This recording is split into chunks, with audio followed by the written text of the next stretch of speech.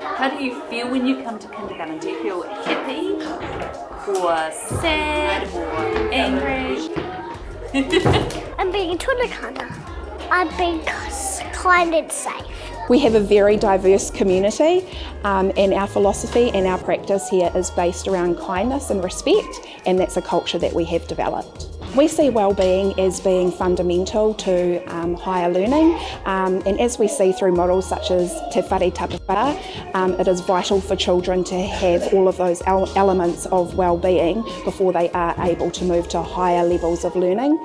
So that is something that we nurture. Yeah, I think it's for the learners, especially knowing them holistically and what's happening as a whole. It helps us support that child and nurture them. So relationships are the absolute key, working in partnership with whānau and also having strong relationships, strong ongoing relationships with children. As a teaching team, we assess on a regular basis how much of an interaction we've had with children. Is there any children that we're not interacting with as much as we might others? And that's one of the reflection questions from He Māpuna Tamaiti. So we incorporate that into our teaching meetings. I'll tell you what, as far as PLD goes and He Māpuna, the cards that come with the book have got the most wonderful reflective questions in them. So we can utilise the cards, take a question at a time at a staff meeting, add it into the agenda in the staff meeting and use those reflective questions. And often it's like, you know, how are we doing this? Are we doing well? You know, is this practice embedded? Where do we all feel we sit? And it can be really quick. It's like, oh, we do that so well. Here's some examples. Or it might be, gosh, actually that is something that we could work on. We know that we can't have a one-size-fits-all approach, a standardised approach to children's learning and development. Because of that, we know each child individually and their whānau at a really deep level. I guess the range of conversation that you would engage in whānau with, so from incredibly academic language and speech and really talking about really high levels of learning for some children, and for others they just want their child to be happy.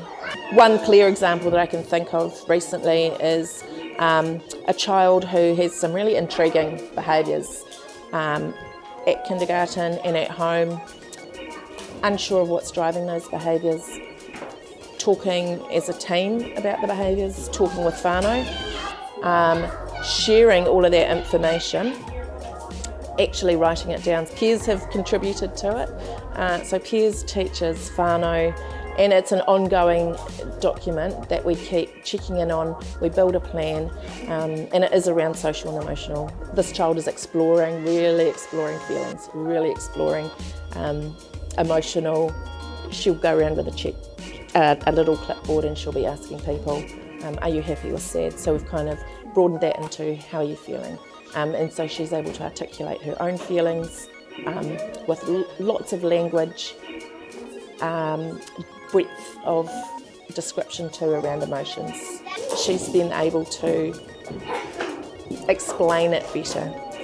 So it's been a really interesting journey for her, and in partnership with whānau, putting that plan together, checking in every day. Every day the teaching team check in with the child, with the whānau, how's it going? Te Tamariki, I think, is the most wonderful document, and it really is a bicultural approach. It is so strong on whānaungatanga, and we know that relationships are the absolute foundation for higher teaching and learning, higher apu. The other document that our teaching team use is the Incredible Years. The real true taonga within Incredible Years is also interwoven into He Māpuna Tamaiti. And so because we were already operating strongly with the principles of the Incredible Years program, He Māpuna just kind of verbalised, I guess, what our practice was, made it more concrete and made it more specific to Aotearoa.